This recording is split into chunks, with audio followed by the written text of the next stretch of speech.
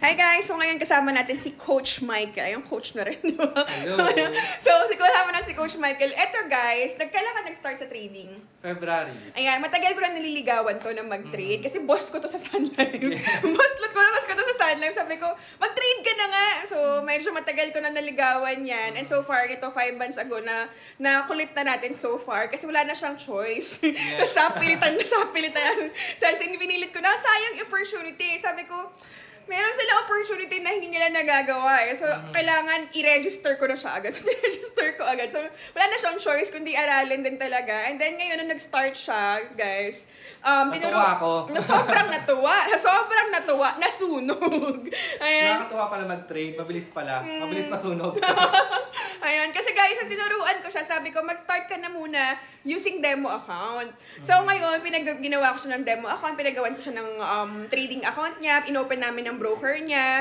Tapos ngayon, nung natuwa na mag-trade, kasi kumukopya mo na siya ng signal nun, hindi pa niya naiintindihan masyado. Like, kukopyahin niya lang yung mga ibabato ng signal ni economy, signal namin, yung binabato lang yun. So, ginagawa niya, kakopy niya lang yun sa trading account niya. So, ngayon, magkano yung kinita mo sa demo account nun? Yung pinakauna? Mga 10,000. 10,000 pesos o dollars? Mabilisan. Sobrang bilis. $10,000.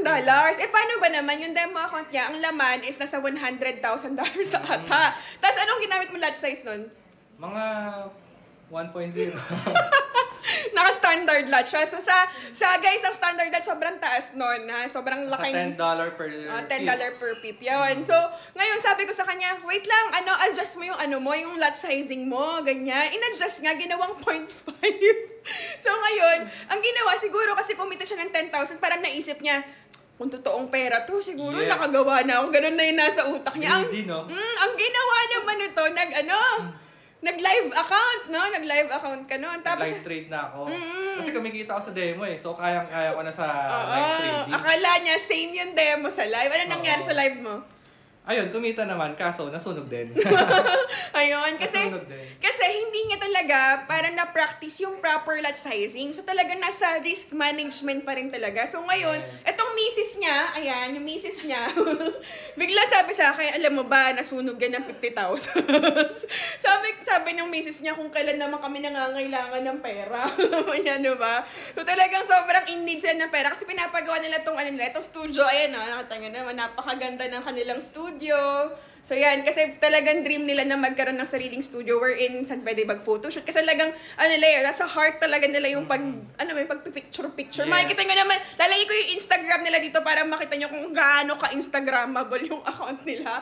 Ayan, so, ayun guys, so talagang sinabihan ako ng misis niya, nasunog yan si Michael. Kung kailan namin kailangan ng pera, doon pa nagsunog ng pera. Hindi sinasabi sa akin, ito sinikreto sa akin.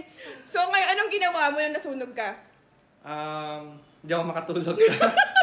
Tsaka yun nga, kailangan ko siya ilabas eh. So sinabi ko na din sa wife ko. And then after that, inaral ko na talaga kung paano ba yung forex trading.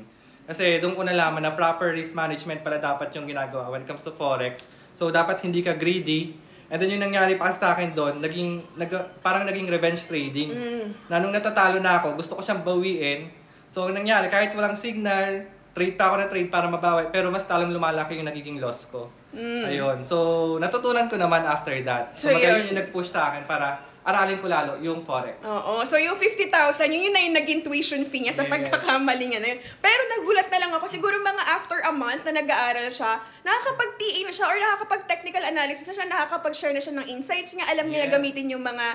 From red to blue na. Oo, di ba? From red na puro drawdown, puro losses, di ba? Puro SL hit. Ngayon nakaka-TP hit na, pero with proper lot sizing. Kahit maliit yung kita, like kumikita siya minsan $100, $200, hindi na yung $10,000 ha, pero at least consistent. Diba? Kasi at the end of the day para sa akin, hindi yung kung sino yung pinakamalaking kinita sa sa forex trading, kung sino yung pinaka-consistent na kumita sa forex trading, doon ako talagang bilib. Tama. Diba? Kasi talagang kailangan dyan consistency, disiplina, control sa emotion, diba? So, I'm really happy na sa 5 months ni Coach Michael na ngayon nakakapagturo na rin siya sa team niya, 'di ba, ng forex trading. Naging and talagang coach na nga. naging coach na nga, 'di ba?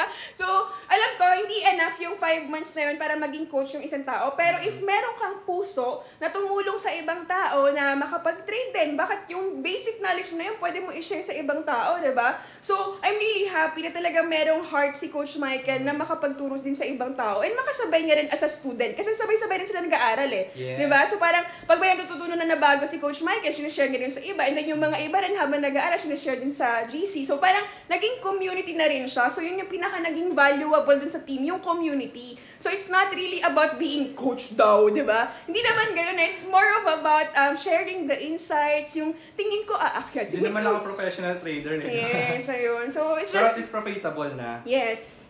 So, di ba? I'm really grateful itong mag-asawa na to and kumikita na sila ng $6,000 per month lang naman. O, di ba? Ayan, natapos na nila yung kanilang studio. Papakita ko sa inyo, ha. Ayan, di ba? Ang ganda. Tignan nyo naman yung pa-chandelier, di ba? Yayamanin. Ayan, buksan mo naman yung ilaw natin doon.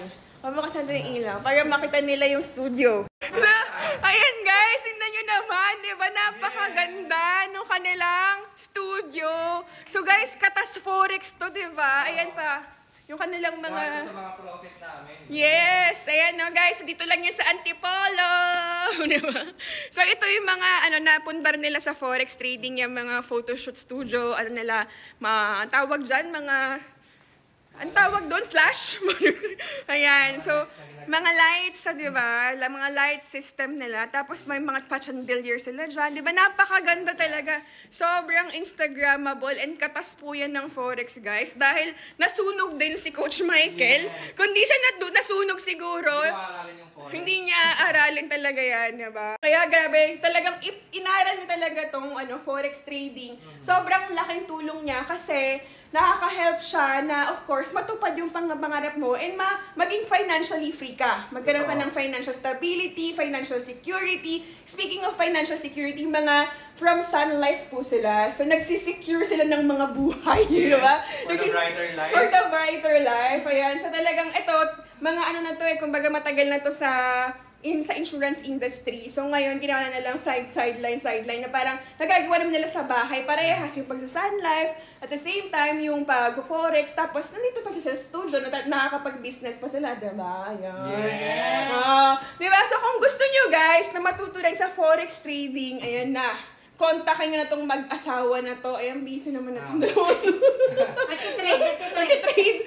Ayan, nag-TP-hit na ba? So, ayan, kontakin nyo sila. Lalagay ko yung kanilang Facebook tsaka Instagram account. Doon nyo sila kontakin, guys. Kasi, importante na mag-ingat kayo kasi maraming poster din sila. Maraming poster. Oo. Meron na.